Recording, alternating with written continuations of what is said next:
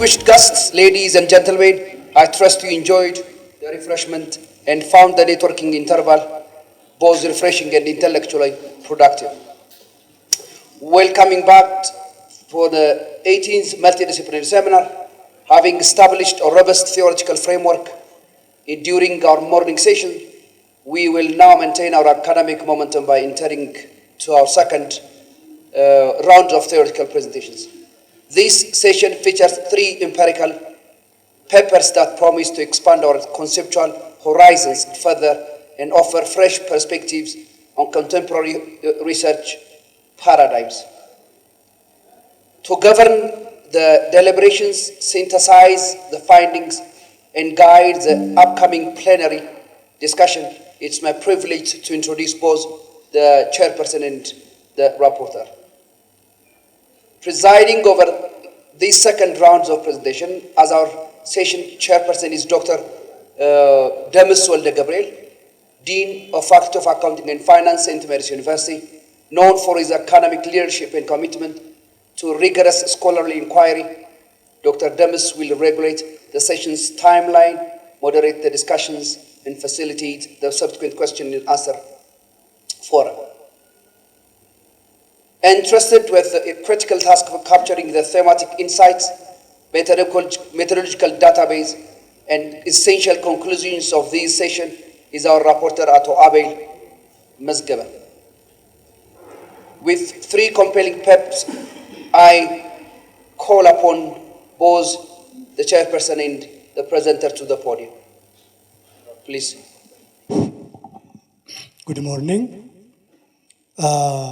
Welcome back to the second session of the 18th Multidisciplinary Seminar of the day. We have 3 research works to be presented on this session. The first presentation is entitled from forced migration to human trafficking in Ethiopia, risk factors and legal responses, which is going to be presented by Shishigu Abiadmasu from Waldia University. So Shishigu is here already. Shishigu, you'll have 15 minutes for the presentation. I strongly suggest you manage your presentation in time. Please welcome to the stage. Okay. Hello and good morning, everybody. I'm very grateful to St. Mary University and the seminar organizing team. So my paper, as you can see, is on the contemporary challenges of the world in general and our country, Ethiopia. That is, in one way, there is forced migration, and mostly its consequences human trafficking. So my paper is entitled, as you can see, From Forced Migration to Human Trafficking in Ethiopia. And then it's all about analyzing what are the risk factors and the legal responses from our country, Ethiopia. And I will have this presentation outline starting from the introduction part to the recommendation. So to start with the introduction, migration has different forms. It can be internal, external, it might be voluntary and forced, many more. So my attention it is on forced one. So when you say forced, people are moving, it is not their willingness, rather it is they have to, not because they want to. That's forced migration. And there is no voluntariness, so there is coercion necessity, and then there is displacement. That's forced migration. And as many institutions finding and papers indicated that there is trafficking if there is forced migration. So alongside with forced migration, there has been trafficking. And trafficking is all about, say, modern day slavery, because there is deception, violence, and other forms of exploitation as far as human trafficking is concerned. So as a gap to conduct this study, trafficking by its nature is not new. It goes back to the periods of slave trade time. But what's new here today is the magnitude of the problem is increased, and also the attentions of scholars and countries, institutions also raised. So as a gap to conduct this study is that in our country, Ethiopia, it's hardly possible to get a study conducted on the implications of forced migration for human trafficking. Not only that, when the problem is getting more, but is overlooked. So that's the reason why I'm going to conduct a study on it. As an objective, one of the objectives is to explore what were the risk factors which expose people for forced migration initially and then finally to be trafficked. The second objective is just to have an analysis on the linkage of forced migration and human trafficking, and finally to analyze the enforcement of existing domestic legal frameworks of Ethiopia in order to deter forced migration in one hand and trafficking on the other hand. So my conceptual framework and analysis of this paper is that, there are root causes which forced people to migrate. Then there are also vulnerabilities for human trafficking. And finally, there are ramifications, different socio-economic consequences because of forced migration and then because of human trafficking. Plus to that, I also use the push-pull migration theory, the vulnerability theory, and the human security approach. Also, I told you later, my methodology is based on the ILO operational indicators of trafficking in order to differentiate whether one human being is trafficked or not. So the research methodology is mostly qualitative method using a descriptive type of design, and their town taken as a study area. That's why, because by the reports of the North Labor and Social Affairs Office, the town is taken as a hotspot area of mostly forced migration and human trafficking. So as a sample, those forced migrants are accessed from daily labor workers in one hand, from bar houses, from domestic house, from shelter and streets. That's the first thing. Then the International Labour Organization operational indicators of trafficking applied in order to differentiate forced migrants, whether some of them are trafficked and while the others are not trafficked. Why? Because all forced migrants may not get trafficking. So to say something about what ILO operational indicators of trafficking is all about, it has two dimensions. For adult and for child victims of trafficking, there are different criteria. And also there is the labor exploitation and sexual exploitation. So each indicator, according to ILO, is stipulated as strong, medium, and weak. So the minimum requirement for one person to be trafficked is that a dimension must include at least one. If there are two strong indicators in a forced migrant, for example, if there is deception on the nature of the work, on the location of the work, that is strong indicator. So if there are two strong indicators, the minimum criteria for one person to be trafficked. Another one is if there is one strong indicator, one medium or weak indicator. If it is not, if there are three medium indicators. And again, if it's not, if there are two medium indicators and one weak indicator. So these are the minimum criteria for one person to be trafficked according to the ILO operational indicators of trafficking. As a data source, the primary sources are the in-depth interview participants of forced migrants and also the key informants as well, that was the police, the NGO personnel, women affairs officers and the related ones, and the secondary source is that indicators of ILO. And the data analysis is based on the thematic kinds of analysis, and triangulation is made in order to make the analysis more comprehensive and valuable. So the finding, one is all about analyzing what are the risk factors for forced migration.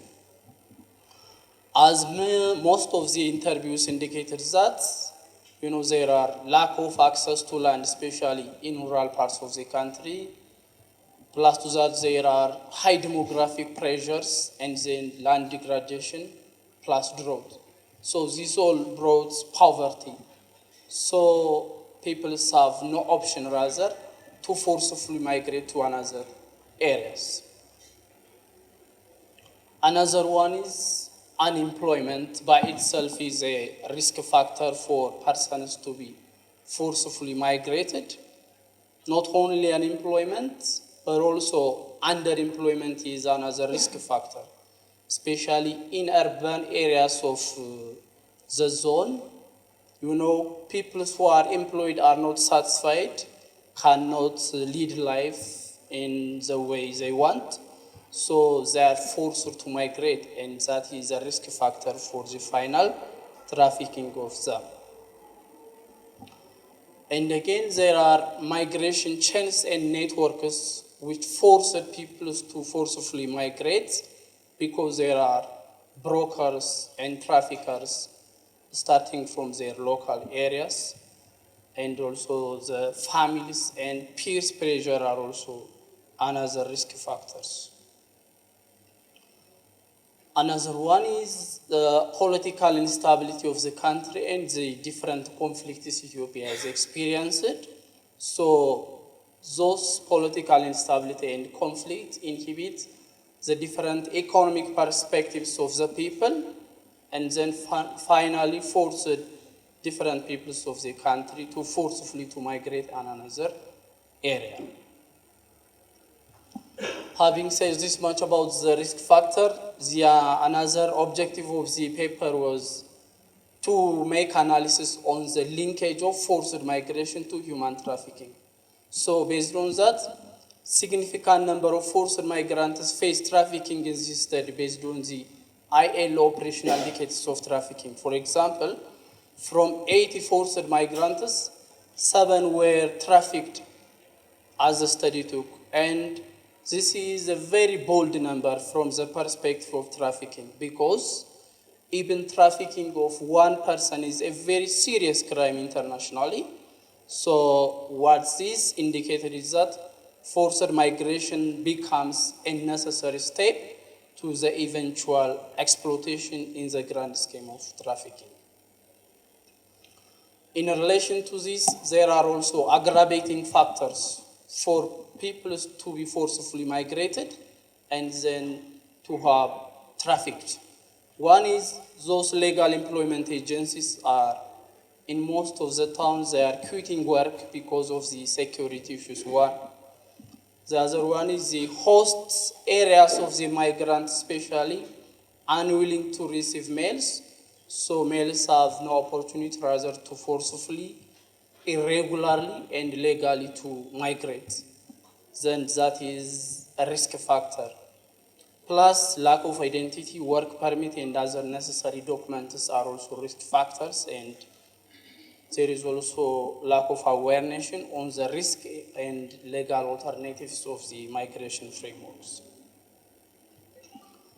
Here also there are the ways and actors of trafficking. The ways for people to be trafficked are based on the deception, the false premise, the debt bondage, and the use of force in general. That's the way.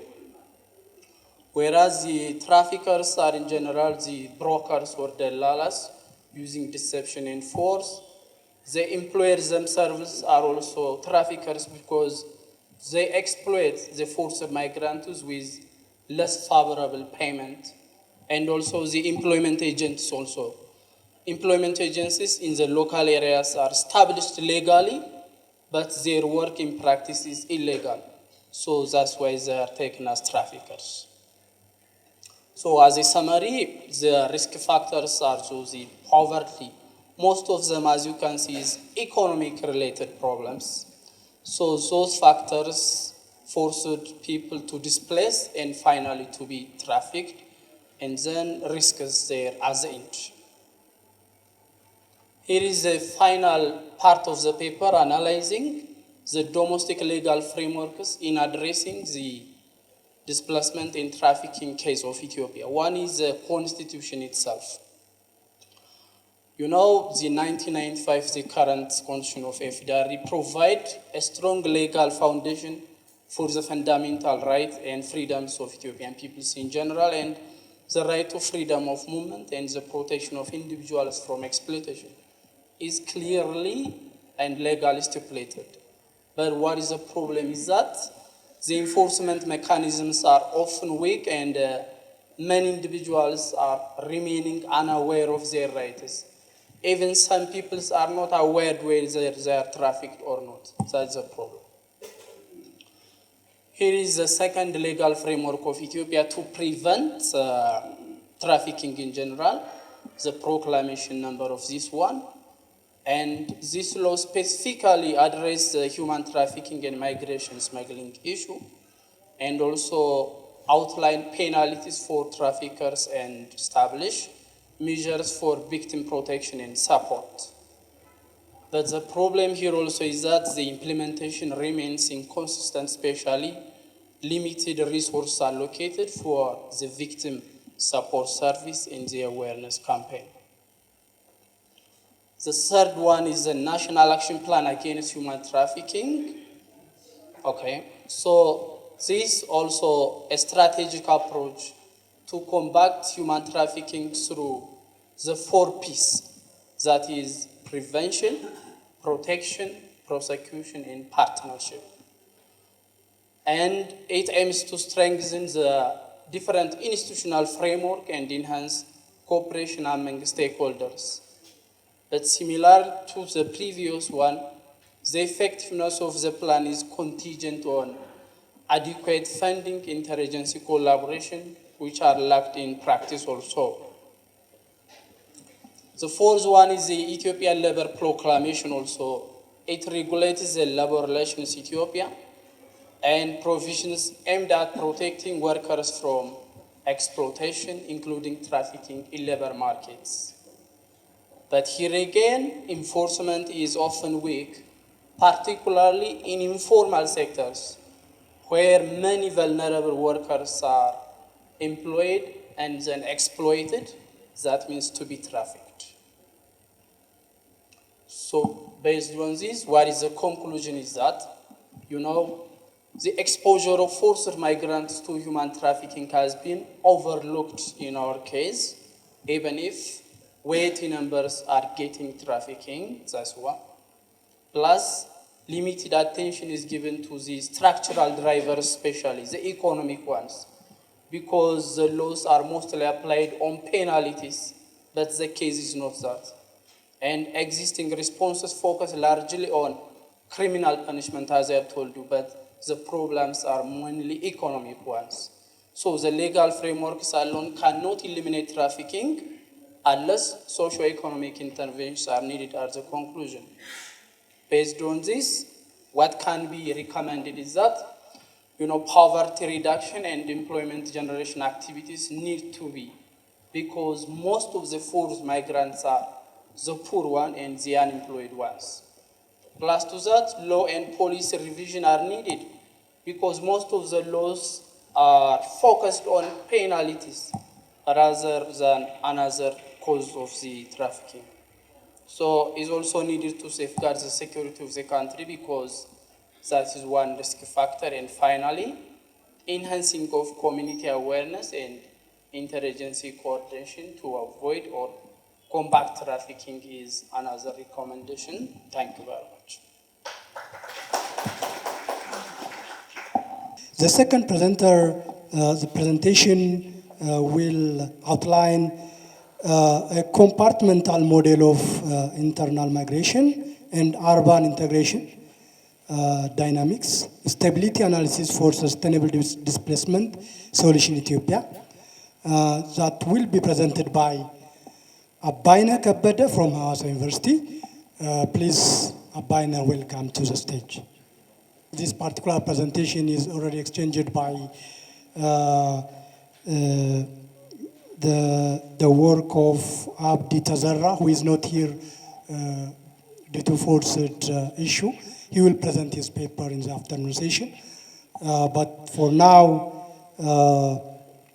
Abaina will take the stage from Hawassa University. As usual, Abaina will have 15 minutes. I suggest you manage your time, okay? Okay, thank you very much for giving this chance to present my research titled Compartmental Models for Internal Migrations and Urban Integrations Dynamics Stability Analysis for Sustainable Displacement Solutions in Ethiopia. Here is the outlines. Now let us start from the introductions. Now, as earlier as Shishigu presented, the forced migrations, but my research is both for voluntary migrations and for the forced one. So the forced migrations is when peoples are moved from place to place due to different cases, for instance, for education, for family cases, for economy, and other ones. So this is called, which is a displacement. The other one is the normal migrations.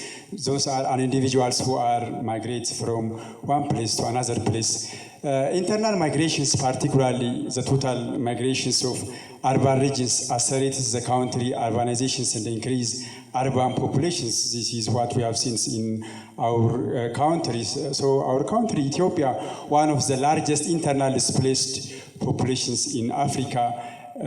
In millions, people are displaced from rural areas to urban areas due to different cases. For instance, due to conflicts, what we have seen in current issues in Tigray regions, Amara and Oromia, especially, particularly in Oromia regions, RC, that's the place that I was born in. Climate change in southern parts, economic pressures, are some multiple drivers for those migrations. So the urban integrations has challenges, for instance, housing shortage, unemployment, social exclusions, and inadequate access to basic things. So what is the missing in current research? In previous studies, the studies are based on demographic survey, policy framework, qualitative studies, and agent-based models are done by previous researchers. So the gaps that I have identified in the previous research are there is no quantitative dynamics models, no compartmental framework, there is no mathematical stability analysis, and there is no predictions tools. So using those gaps, I proposed a mathematical models. So to propose or to develop mathematical models, we use assumptions. And in our assumptions, we subdivided the total populations as follows.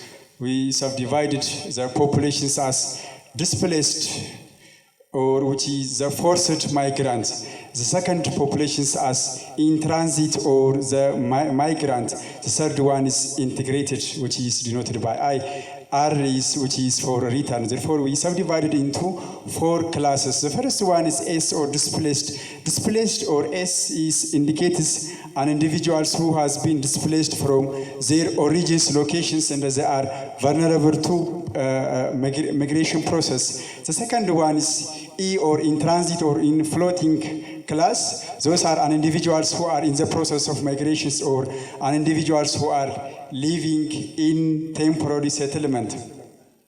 The third one is integrated or I. I are an individuals who have successfully settled in destinations areas and they are integrated into host communities, whether they are socially included and etc. The other one class is which is return. This is an individuals who are returning to their original places. Now, in using this, we have a parameters which is those an individuals passing through one class to another classes. So this is the flow chart of the models. where lambda is the positive recruitment rates, where the susceptibles or the displaced individuals are increases. And when those integrated individuals are influence or contact with the displaced individuals, those susceptible or displaced individuals can migrate with these terms. Alpha is the contact rate, and N is the total populations of S displaced, E migrant, I integrated, R is which is return classes. Furthermore, all of those classes, susceptible or displaced, migrant, integrated, and return classes are decreases with natural depletion rate or with natural death rate. And those E class or the migration classes are joins to integrated classes with this rate, and the other one is to joins to those return classes. Again, those return classes can be displaced again to these susceptible classes. So using those parameters and the previous assumptions, we formulate a mathematical models. So using mathematical models, we can predict, we can analyze this. So for example, S2E, displaced to the migrant class. Those individuals are joined with effective contact rate, and those E class or the migrant class are joined to the integrated classes where they are settled successfully in the integrate. And the migrants, when migrant are fails, the migrant classes joins into return classes. The recruitment rate lambda in susceptible class or displaced class, the natural depletion rate is which is mu, the displacement induced or disruption rate is sigma, and all of the parameters of the models are positive since we are deals on human populations. So based on those assumptions and the above flow chart, we form such mathematical model equations, which is here in equations 1, and with initial conditions, which is given in equation 2. So for such equations, there is a positivity boundedness of a solutions should be found in full document. And now let us see some basic analytical parts. These are what I have discussed. And now let us see migrations free equilibrium point. The migration free equilibrium point is a steady state solutions where there is no migrant in the given community. So when there is no migrant in the given populations, so the migrants I class, integrated class, and the migrant class are 0, then by making the right hand side of the previous equations 1, 0, we obtain such migrations free equilibrium points, which is E naught. The other one is basic reproduction numbers, which is denoted by R naught. It is measures the expected number of secondary migrants that results from one newly integrated individuals introduced into displaced populations. So using next generation matrix, we obtain such threshold value, which is R naught or basic reproduction numbers. So using these basic reproduction numbers, we can analyze our models. For instance, if we obtain the basic reproduction numbers, which is less than 1, so migrations after long period of times, there is no migrations in the given community. And if we obtain the basic reproduction number R naught greater than 1, the migrations is persistence. So let us see stability analysis in short. So the stability analysis, there are local and global stability analysis for migrations free and migrations endemic equilibrium points. So those are stated using theorems, and their proof is found in full papers. Now for presentations, we will see in short where R naught is less than 1. So the migration free equilibrium point is locally and globally stable. If R naught is greater than 1, the migrations endemic are locally and globally stable. In simple, when we say R naught is less than 1, this indicates that one integrated individuals influence less than one displaced individuals to become migrant. When we say R naught is greater than 1, means that one integrated individuals influence for more than one displaced individuals, then the individuals can become integrated. So the stability conditions that I've told you is the stable migration-free state for R not greater less than 1. This when those values are reduced or less than 1, it helps to control the migrations. If R not is greater than 1, that means for stable 1, integrations strategies are, it should be reduced so more individuals are integrated. If R not is equal to 1, one integrated individuals can influence for only one individual, so they are stable. So what are the implications? The implications say that in reductions of R naught, it helps the migrations. Integration strategy, it reduces the basic reproduction numbers R naught, and it should prevent redisplacement or criticals. These are the results. Now, by giving the values of the perimeters, we have such results. This result indicates that R naught is less than 1, R naught less than 1. So where R naught less than 1, as I told you, one integrated individual's influence for less than 1 displaced individual. So this indicates that the displaced individuals as well as the return individuals are increases, while the migrant and the integrated individuals are decreases. This is due to the result, which is R naught is less than 1. The other one is for R naught greater than 1. This indicates that the migration is persist. If migration is persist, so the in transit or the floating or the migrant as well as the integrated classes are increases, while the displaced individuals and the return individuals are decreases. This is due to the basic reproduction number R naught is greater than 1. The other one is effect of contact rates, which is alpha. As the values of alpha or the contact rates, which is increases, the displaced individuals are decreases, whilst the migrant one increases. So more displaced individuals becomes migrants, and those susceptibles or the displaced individuals are decreases, while the migrant one is increases. This indicates that reducing contact between displaced and the migrant one. The other one is the impact of transitions rate, which is beta.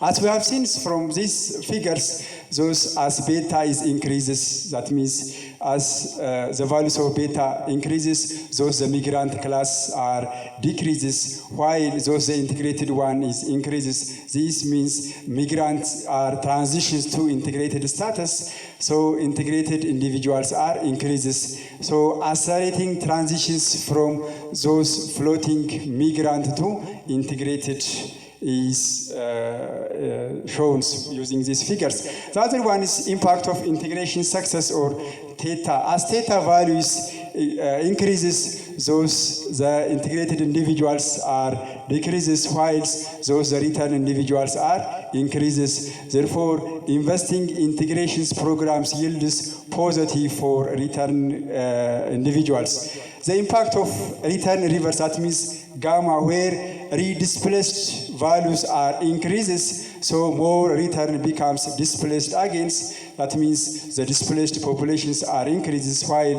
the transitions or the return populations are decreases. Now, here is a key finding. So this is one of the first SERS models for internal migrations models. We derived the analytical expressions for R naught to indicate this as a policy threshold parameters, because if we decrease, if R naught less than 1, this is a positive one, there is no migrant. The other one is the stability analysis and the conditions for the stability analysis when R naught is less than 1, R naught greater than 1 are shown. So the preventions of displacement are essentials. The other one is reduced alpha or contact rate, limit exposures to migrations influence, and the increased theta or the successful integrated are improves the integration programs.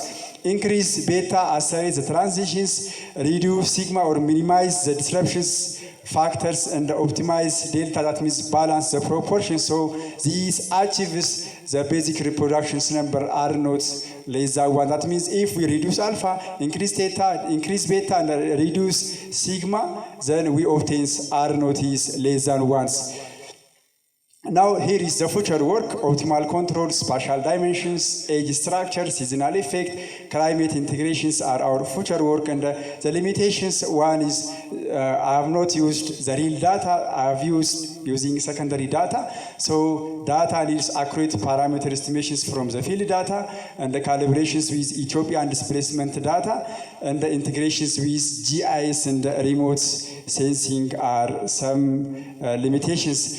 This is the conclusions. The mathematical models provides a valuable insight into migration dynamics, and the R0 or the basic production numbers guide policy decisions. Stability analysis identifies the conditions for sustainable integrations, and the simulations results support the theoretical finding. So they take this as a takeaway. Understanding the dynamics of internal migration is essential for developing effective and sustainable displacement solutions in Ethiopia. And thank you. So thank you for the presentation. So the last presentation of the session will be management capacity, external pressure, and institutional transformation success, the mediating role of implementation dynamics in Ethiopia, in Ethiopian higher education. The presenter is Jamal Shukudido, again from Hawassa University. Jamal, please welcome to the stage. Okay. Good morning, everyone. As he introduced me, I am Jamal. My original university is Ambo University, but currently I am pursuing PhD at Hawassa University in Educational Leadership and Policy Studies. So this is why this paper is affiliated to Hawassa University. Thank you very much. And as you see from the screen, management capacity, external pressure, and institutional transformation success, the mediating role of implementation dynamics in Ethiopian higher education is my research topic, okay? So, as you know, Ethiopian higher education institutions or universities are performing transformations, okay? Because of, at the part of the whole education sector reform introduced by Ethiopian government following the political reform in Ethiopia in recent years. So, this is my presentation outlines. There is a problem, there is a theory, there is a method, results with discussion and what they imply, okay? So this is what we are going to discuss on within the 15 minute. When you look here, the education quality issue is not only an Ethiopian issue. It is a global problem, okay? You see, when we come from the global picture to our local context, higher education has expanded faster than the capacity, okay? Without the developing the capacity of the institutions, but the university is expanded throughout the globe. This caused the tension between or among equity, access, and the quality of education. This is a global challenge. For example, when you look at the UNESCO's report, in 2024, the number of students registered or enrolled at higher education institutions globally is more than 269 million. This figure is more than double when you look at the figure in 200. So, this is enforcing what? The universities, the governments, and the international partners to consider the restructuring of the university globally. So, government accreditation bodies, donors, new demand, university transform in function. Just, you know, the scale to align labor market accountability and efficiency of the higher education institutions. So this expansion outpaces what? The institutional capacities. So this simply incremental reform has posed what? Inadequate close gap between this access and the quality, okay? So this result is what? Global tension, as I have said before, between what universities should be and what universities are today. So this study argues the real challenge is institutional transformation, systemic, sustained, or strategically managed to achieve the quality of education. When we look this challenge regionally, sub-Saharan countries or developing nations, the problem is very severe in this region, okay? You know, to solve this problem, in 2024, Africa Union declared Year of Education, okay, 2024 year as a Year of Education. This is to give attention to what? To the quality of education that our university are providing to our students, okay? So the core problem is external pressure from governments, from donors, and from regional bodies are abundant. These are just frequently posing the reform, okay? Reform after reform, reform after reform, without just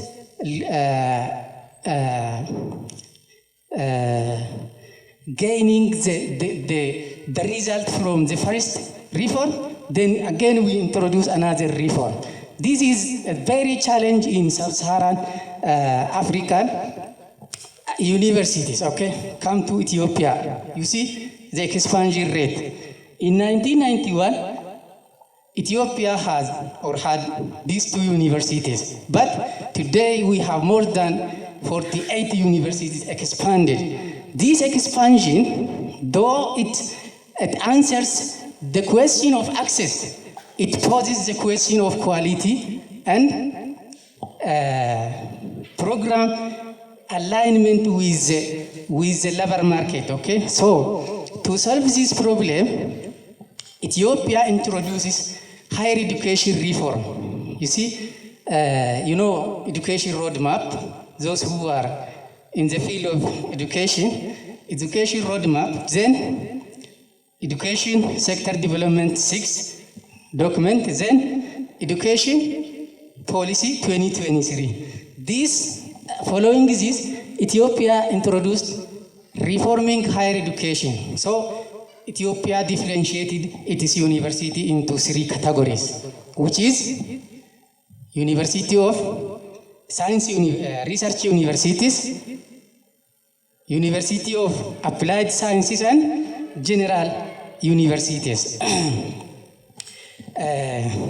This is, my study site is Ambo University, okay? So, based on this differentiation, Ambo University is designated under University of Applied Sciences.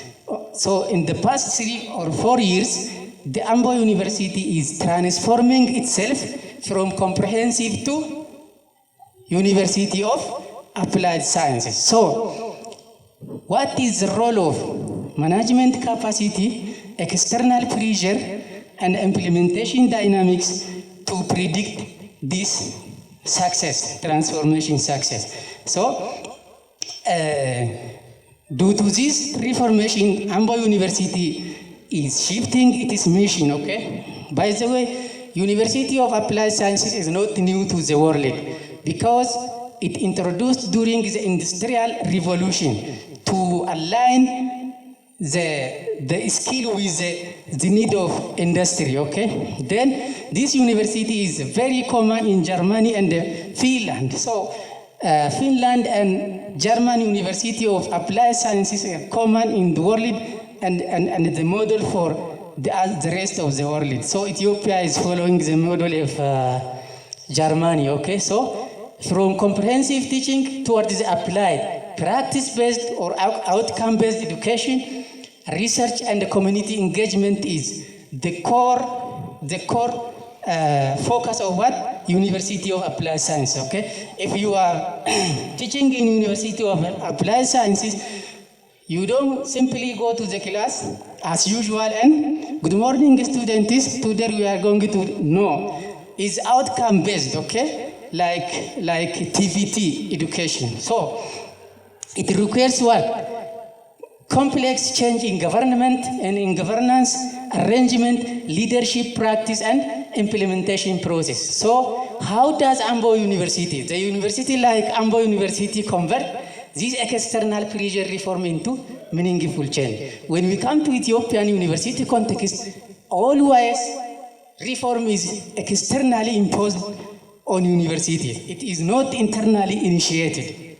You see? So how this university converts this pressure into actual change is the question that this paper asks.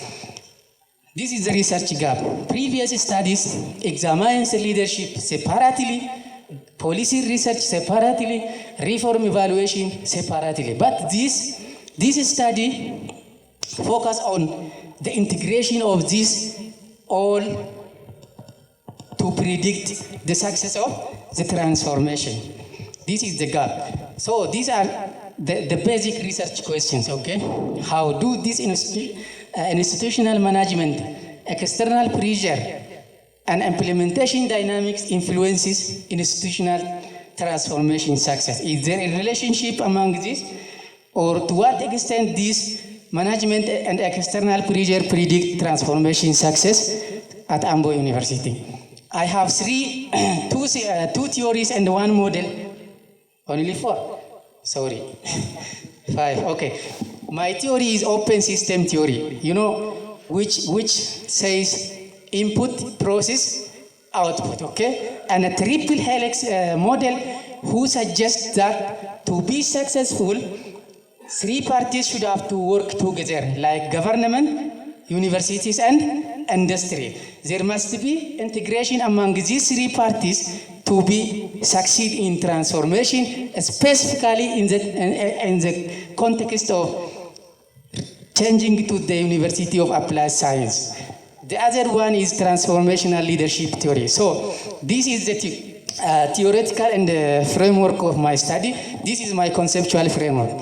Look, if you look this only, the presentation is finished by there. Look, this is management capacity, external pressure.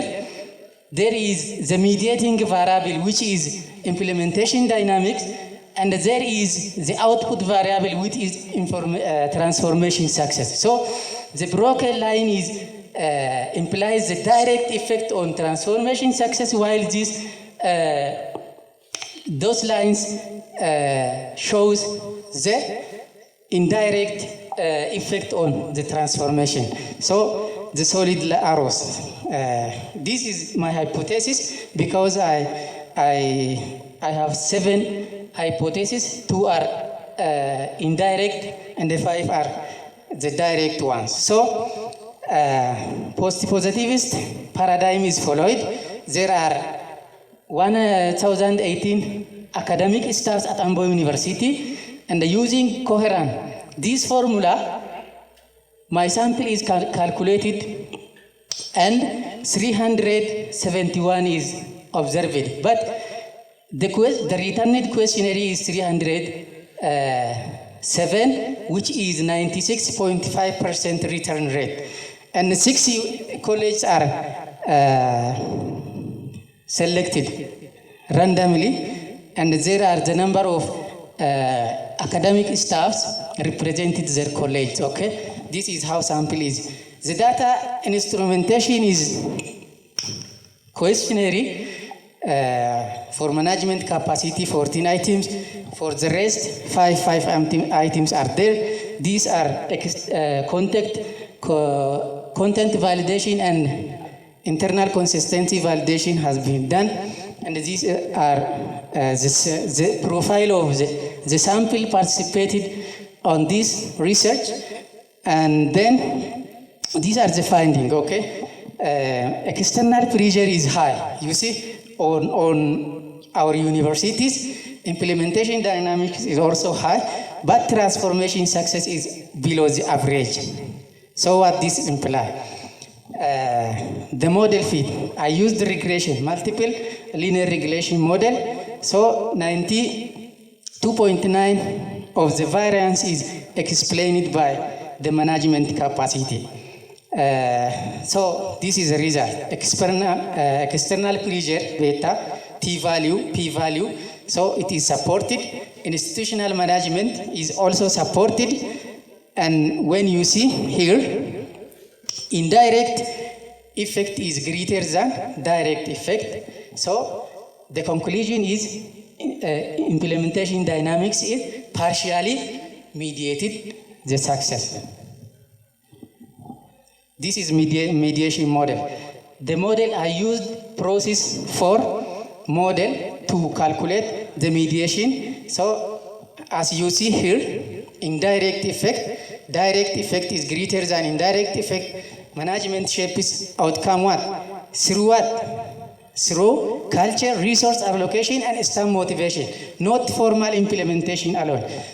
Simply complying to the rule and the regulation of Ministry of Education is not a success, not a transformation. A true transformation comes through what? Culture, building a good culture, resource allocation, and staff motivation.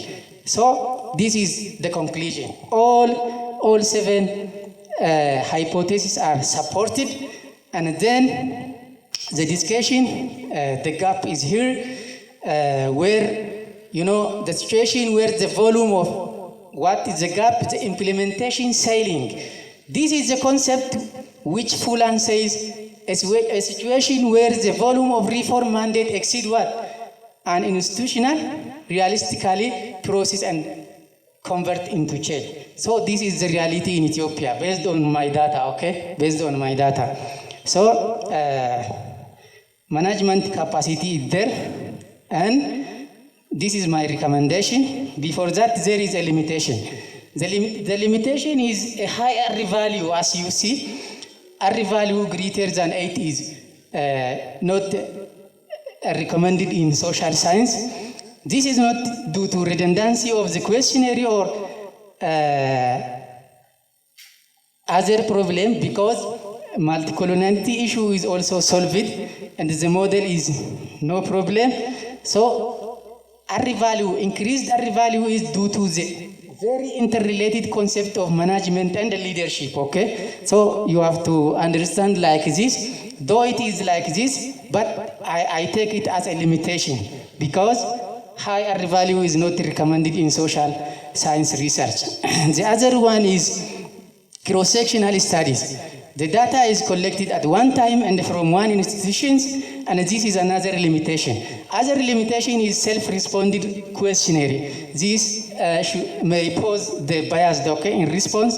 The other one is limitation is this paper should benefit from using SEM, okay, structural equation modeling, but this is my preliminary analysis. After this analysis, even the title is changed from the mediating role from the partial mediating role, okay? And the next step is conducting this analysis using structural modeling equation, and this paper will be published, I hope. And my recommendation is structural leadership development program for middle and senior management, performance management system that surface capacity gaps early, succession planning for Ambo University, structured planning that convert mandate into department level action plans, stakeholder communication system that keep staff informed, monitoring mechanism that feed progress back into decision. For the ministry, embedded implementation support, technical assistance, peer learning networks, sequence reform, build capacity before launching new mandate, okay? More pressure alone will not close the implementation gap. So, my conclusion, management capacity, pressure alone does not transform institutions, but what? The capacity act on it does. If you give the same land, the same input to two different farmers, the production will not be the same because the internal capacity matters. So if you give all things equally to Ethiopia University, the result will not be the same. This agree with the system, open system theory. So management capacity, external pressure and implementation dynamics from a system exactly agree with open system theory is also confirmed with this model. Thank you very much. Thank you. And now the floor is open for the audiences for questions. Okay. Well, first, I would like to thank all of you for your nice presentation. My question goes to the last presenter, Jamal. When you present, you have said that most of reforms implemented in higher educations in Ethiopia are externally imposed rather than internally initiated. So what is your justification for saying this one? The other one is regarding with your variable measurement, external pressure. I think this is one of your variable in your study. How do you measure external pressure as a variable? Thank you. My question goes to the first presenter. You explain about the forced migration. Yeah. When you say forced migration, the involuntary movement of people from their home or unusual place of residence. So you explain the main factors or determinants that affect the forced migration. But you were not explained the development projects. Yeah, development projects are one of the factors that affect the forced migration. Yeah, maybe still in Addis Ababa, also in Waldia. So why you are not included this variable? Because this is the big issue in current situation, Martha. The second presentation, maybe the second question, maybe goes to the last presenter, Jamal. Maybe in slide 24, you said that one of the recommendation regarding the higher education, restructuring or reforming the management bodies, yeah? The middle and higher positions. How? ማለት በትክክል ስፔሲፋይ ተደርጎ መነገር አለበት። እንችላለን ወይስ it's possible to restructure that አሁን ባለንበት ሲቹዌሽን ያሉትን ሰዎች ካፓሲቲ ቢልዲንግን ውሰዱ ቢባሉስ መውሰድ የሚችሉ ናቸው ወይ?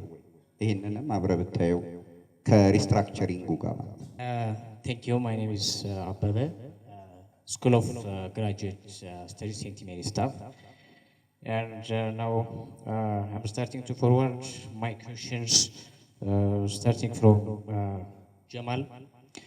I have questions on regarding your title first off. You say in higher education Ethiopia, but the site is in Ambo University, and you conclude the entire Ethiopia higher education. How this can be? I mean, Ambo University represents all the entire higher education in Ethiopia. If it is specific your study, you should specify Ambo University. And at the same time, you say you data at cross-sectional. Since you are conducting at Ambo University, how it could be this cross-sectional? Cross-sectional data associated as a one-time event for multiple entities, maybe more than 2 or 3. I just explained like that. So if you are conducting in Ambo University, how your data becomes cross-sectional. And I was wondering to look at your mediating role, I mean, implementation of dynamics, how you measure this variable, the implementation of dynamics Actually, you were rushing and I couldn't see the measuring variables, that's why. And if you use mediation variables, uh, you use linear regression, right? But as far as now, for those study, having mediation structural equation model is appropriate. So how you predict the direct and indirect impact of your mediating variables on that, that was not clear for me. And yeah, I just added for you this. And the second presenter, I mean, first presenter for Mr. Shichigo Abe. Actually, it's Persis, and it was a nice presentation, and the contents also attractive. You say you use secondary data for triangulation. I was wondering to watch, for instance, for economic and socio-political variables forcing for migration. You presented the primary data, and I was wondering to watch, I mean, the reports of the data, for instance, for due to unemployment, lack of land, something for reports, statistical reports. If you include, as a suggestion, what I am providing it, like in each year statistics, because of economic or political, how many people are migrated, and also if you triangulate with that, your primary data is insightful. Check your it's all about. Thank you. I will raise the issue of internally displaced people. Well, the question goes to any one of the first two presenters. We know there are internally displaced people, people just displaced from one part of the country to another part of the country because of several reasons. So my short question is, are the risks or risks related to human trafficking compared to the migrants going abroad similar or less or by far better than that one? Have you examined this one? The second one and shorter one is again the legal migrants case. There are migrants who are going abroad by a government sponsorship through Bole International Airport for working abroad. Usually they go to most Arab countries and they will be hired there and they work. But we hear rumors and most of the time facts that these legal migrants, even though they are legal when they go, still suffer there a lot by their madams, by the master hiring them. They suffer almost all of the types of sufferings that they might have faced by human traffickers, even sometimes by far better than the human traffickers. They will be raped, they will do the dirty job, and etc. So my question is, they are legal migrants, but can we say a safe pathway is really a guarantee that these migrants are safe even after going abroad? Is it sometimes the suffering not worse than the human traffickers? Have you probably examined this part of the migrants, the legal ones? Thank you very much. Thank you very much. It's Balaina from Tourism and Hospitality Management. I am really honorably express my great attitude that I bring in here. I'm so excited to present or to attend this an excellent presentation of today. So I'm really happy. And I would like to thank you for both of all of you that you presented, even the organizers. When I come to that, the questions, especially the third presenter, Mr. Jamal. Sorry if I miss any title. You mentioned that you titled that management capacity, external pressure, institutional transformation success, and the mediation. It's in a huge title, yes? do you believe that your conceptual framework is like correlated those of the prior points? Second, of course you do. You mentioned that any of the policies of education policy, which is actually always like based on the transformation, which is almost out of any outcome based on results. Do you like put any mitigation or solution which may like solve this, or any model that you can stated about us? Those the two, maybe one of you two, the first presenter. Is there any solution which you like present us, okay, about your research, how we can minimize or manage and go with life with a moderate way, just making like a moderate what, which is okay, living or demographic situation. Thank you so much. Okay, thank you very much. My name is Brooke from St. Mary University. My question is forwarded for first presenter. As we know that immigrants are migrated from rural to capital city in most of time. But when these people are coming to the capital city or the city, that most of them are unskilled person, so they did not get opportunity of job in formal sector.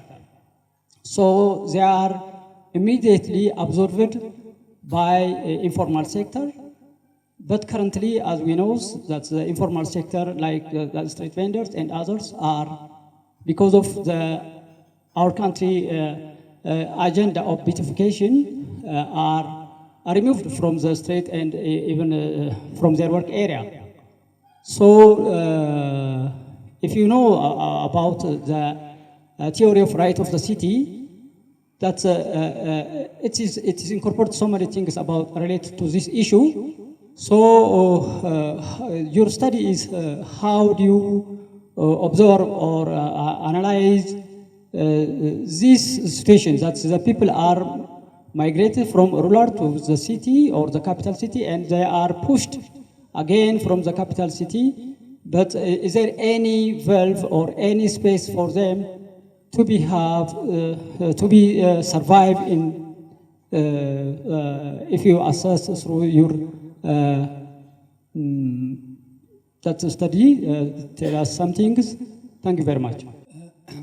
Thank you very much, St. Mary University, for organizing this very important deliberation. My name is Yob Satu from Organization for Innovation and Sustainable Development Africa, and from South Ethiopia program. My point is mainly on reflection of the forced immigration and the issue of legal response. Of course, I have a comment that both presenters didn't use realistic data to put the dynamics of forced immigration and the human trafficking in this context is the general comment. But when we see the legal response, we know Ethiopian government signed a memorandum of understanding with Arab countries to deploy 2 million Ethiopians, especially house workers. But the context is they are just sending these people, even though they are forced or not, because their resources through remittance to their families and the country as well. But this really lacks the response system of monitoring by Ethiopian government on the safety and the security of those migrants or irregular migrants before they return to their country, as my previous friend raised. Should be part of your research, that how really the legal response is being taken into account. And my final issue is that raised on the management capacity and external pressure. Actually, I found it is more organized research for our deliberation. But my context is this system of governance in higher education system established very recently in 2023. It's very early to start evaluation of the outcomes and the issue that you raised in your research. Of course, we know there are lacks of research infrastructure and various policy tools that can capacitate, even though is it not very early to really put that this is all about external pressure than internal higher education demand is my question. Thank you very much. Thank you very much, all of you. I'm very grateful for the question and the comments. So to some points, let me reflect. One is on development in this project as one factor. Yes, it's really because we are already experiencing it contemporarily. But I think in my case, the study may be conducted before this conduct of the corridor development project is before years ago. So that may be the case. I think that, and on the other way, is currently, of course, it's a daily experienced factor. So it needs updates, and I took it as a very nice comment. Thank you very much. The other one is, in order to strengthen the result, is a suggestion my friend suggested, is better to integrate with the statistical report. Yes, as most of my analysis is based on qualitative data. So for the better outputs, better to use statistical support. So I took it also as a comment. Thank you very much. Another one is in regarding to comparison with the experiences of IDPs, internally displaced person, with the abroad migrants in relation to the trafficking experience. So it needs a comparative analysis. And I think it's a potential area for next research, but my attention is on the internal ones. So my conclusion is also similar with your view that safe migration is not a guarantee for persons not to be trafficked. That's similar. And another one are just comments that I have to strengths, and I took them as a very serious comment. Thank you very much.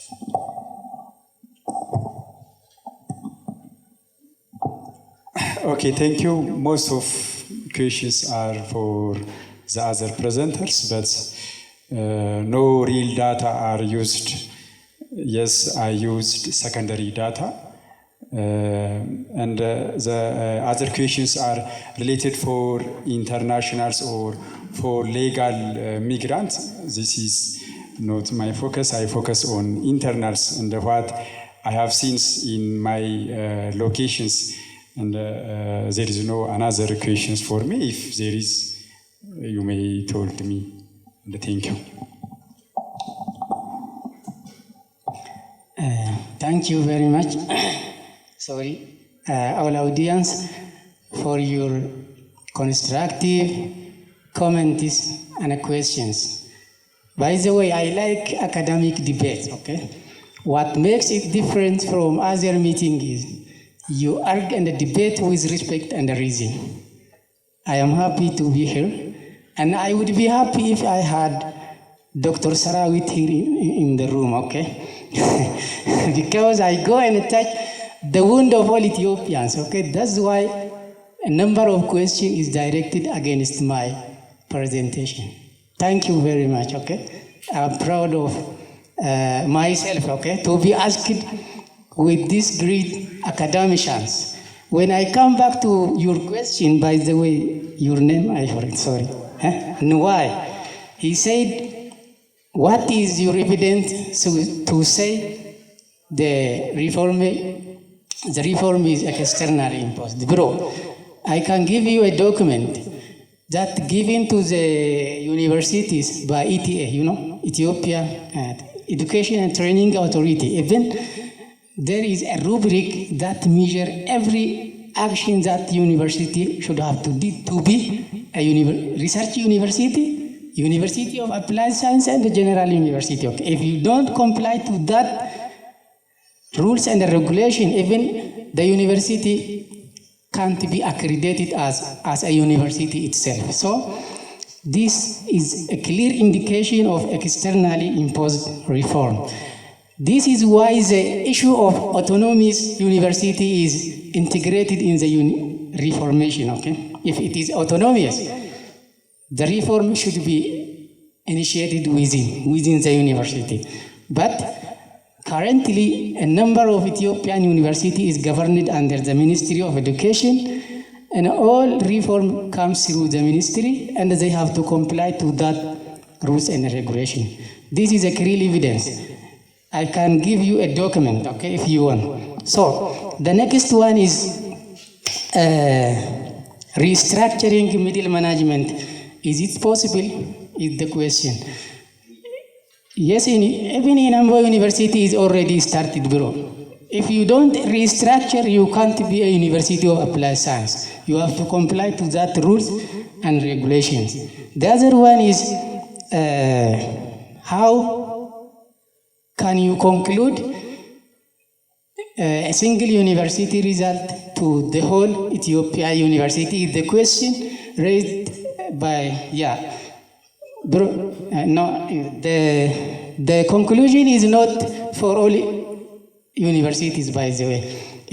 I give you the full document, the interpretation of my document is with cautious regarding the statistical number and the sample, okay?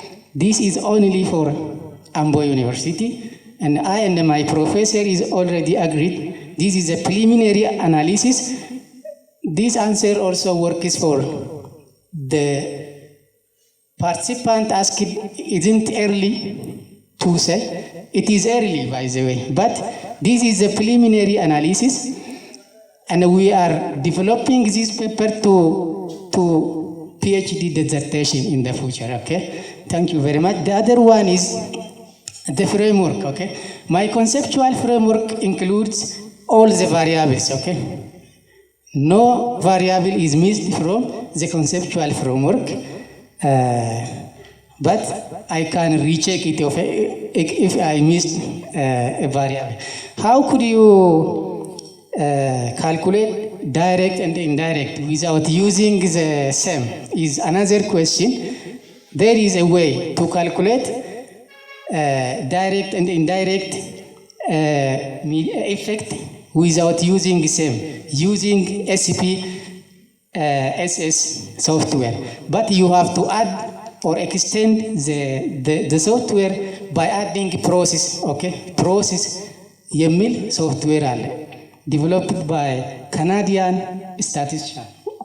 That man can help me, okay? So you add that process model into PSS, then you calculate the mediation using SPSS without going to the same, okay? So this is how I calculated without using the same model.